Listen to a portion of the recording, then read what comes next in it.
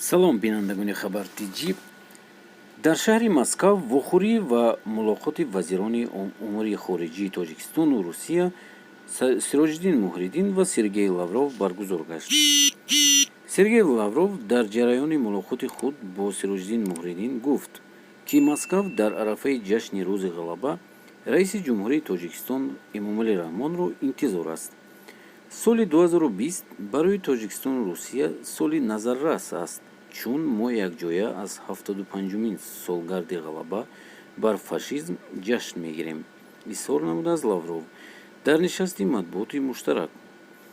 дар Тоҷикистон ин санаи муқаддасро пос медоранд ва онро ёд мекунанд. зимнан дар қаламравии ҷумҳурӣ вобаста ба ин ид як қатор чорабиниҳои тантанавӣ ба нақша гирифта шудааст.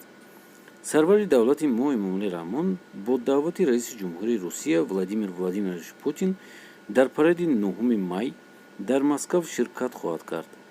ҳамчунин дар майдони сурх гашти сарбозон ва афсарони қувваҳои мусаллаҳи Тоҷикистон низ дар назар аст, гуфт вазири корҳои хориҷии Тоҷикистон Сироҷиддин Муҳриддин. ёдрас мешавем, ки ҳафтаи гузашта иштироки раиси ҷумҳурии Тоҷикистон Эмомали Раҳмон дар чорабиниҳо бахшида ба 75-умин солгарди ғалаба дар ҷанги бузурги ватанӣ тасдиқ карда шуд. ин буд видеои имрӯзаи мо. дӯстони азиз, шумо чӣ фикр доред дар бораи ин? хеле хуб мешавад, ки мо инро ҳеҷ вақт набояд фаромӯш кунем, ки ҷашни 75-умин солагии ғалаба мо дар ёд бояд дорем и ҷашн гирем ҳар сол. шумо чӣ фикр доред? ҳатман нависед.